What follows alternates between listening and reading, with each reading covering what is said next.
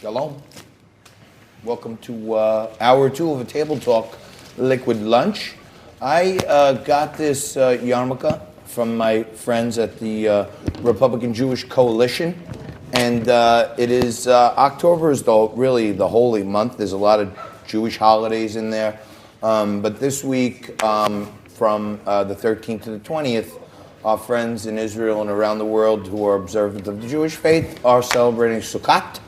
And our friend Meredith is in Israel. Ah, the lovely Sukkot. Meredith. And I said I wanted to wear my commemorative ceremonial yarmulke.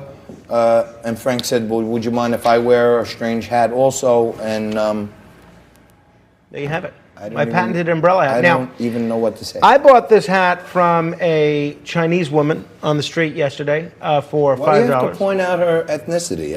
Why can't it just be? Well, why do you have to say it was a woman? What do you know she was identifying as? I want everybody to know that I am embracing the new trade truce that we have with China, and I am now patronizing goods that may or may not be from China, even if they're like an American flag. And the thing I like about this hat, and look, I've been wearing umbrella hats for years, and if you go to my Facebook page, facebook.com/MoranoFan, and look through all my videos, all my most popular videos, and believe it or not, and I'm not joking here, my most popular video that I've ever done is with John on Election Day, and it's me wearing an umbrella hat. I'm not joking. That is actually the most viewed video that I have. Shocker. Yeah. Breaking news. All of the videos that I have with umbrella hats get far more clicks than the rest.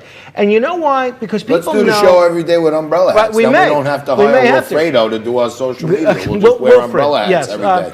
But the thing I like about umbrella hats is not only are they fashionable, but they're functional. Right now, it's going to rain here in New York tomorrow. And look, you can pour water, and look, you don't get wet.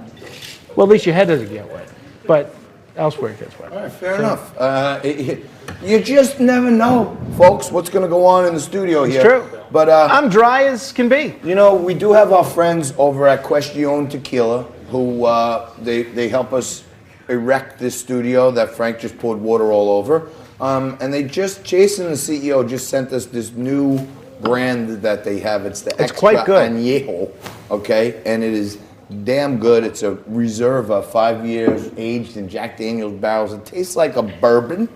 Well, it tastes like tequila. Hangover. It tastes like tequila, but it has a smoky type of flavor. It's true. And I think I drank about a bottle of it the other day, and I really didn't have that big a hangover. It might be better than bourbon. Yes. Now, if you haven't been following the news all day today, what we've seen is Donald Trump's son, Ron Paul's son, and Mitt Romney's niece all go on and on about how terrible it is to use your family connections to advance in life.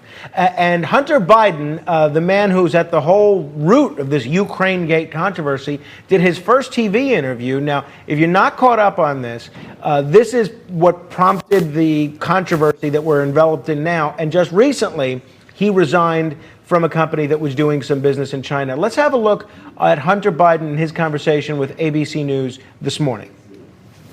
It's really hard for me to say anything snarky right now or combative because I was raised to respect that office. I don't know. It's making me emotional. Why do you think you're getting emotional? Because I'm really proud of being an American. But I have to admit, I take no pleasure in this, as watching this death spiral of this administration, this president, and the people that surround him. You don't seem genuinely moved, John. I am. I'm really moved by Hunter Biden. What a crock of turd, to be honest with you. Okay, he's not moved. You know what he's crying about? He's not getting paid 60 grand a month from Ukraine anymore. He's not getting $4.5 million into his hedge fund from China that he formed with John Kerry's son. And why are we leaving John Kerry out of this? He was the Secretary of State. Him and the Vice President got together and said, hey, I don't think we have enough money. We haven't fleeced China just yet. Let's get our two boys who know nothing about private equity to start a private equity fund. and China will throw $5 million in the bucket, and John Kerry over here at the State Department will go easy on China, and Joe Biden over here at the Vice President's office will go easy, and our boys will be rich. He's crying because the gig is up. The debt spiral is his career. Well, look, here's the problem. I'm just saying. 2 years out of law school, he was executive vice president at MBNA, and Joe Biden, all his lobby dollars came from MBNA, and his son is on the board of is an executive vice president. You figure it out. So here's the problem: I'm going to lose my yarmulke in a minute. I'm telling you, it's going to fly off my head. Hunter Biden got all these lucrative jobs that he was apparently completely unqualified for. Why? And he acknowledged this in this interview. For one reason, his last name. Now, it's not just Hunter Biden. This happens with Mitch McConnell and Elaine Chao. This happens with all these political families. It happened with Mitt Romney's son, Tag, who got a whole bunch of lucrative job opportunities that he should have gotten. No, but the problem is this, John, is let's say, I don't believe that Hunter Biden broke the law here. And that's the problem, that this is legal. What we need, as Peter Schweitzer has called for it, and as every good government group in Washington has called for it, we need a Washington Corrupt Practices Act to stop this kind of cronyism. Because when governments spend this much money, whether it's the government of China, the United States, Ukraine, wherever, they agreed to pay $264 million as part of a settlement with the federal government. Now, why? Million, not billion. Okay. Why? Because an Asian subsidiary of this company had hired the children of Chinese government officials in the hopes of currying favor with their powerful parents. This is a violation of the Foreign Corrupt Practices Act, right? Okay, makes sense. Had the same thing happened with a foreign company and an American politician's company, no violation would have occurred. That's what all these guys do. That's what we need to change. It's a loophole that ought to be closed. What Hunter Biden did ought to be illegal. The problem with Washington is it's not. And let me just, Frankie does all the good factual stuff, and he's so good at that. You got to read this op-ed. I'm going to link to this op-ed from Peter Schweitzer on our Facebook page. I take a slug of Question XO, and then I just rant off the top of my head. Some of it I don't even know if it's true, but he fixes that later. But here's the facts. Hunter Biden, every job he's had in life so far has been because of his father. You might know that they used to refer to Joe Biden as Amtrak Joe because he took the train back and forth and he was a big fighter for Amtrak. Hunter was on Amtrak's board.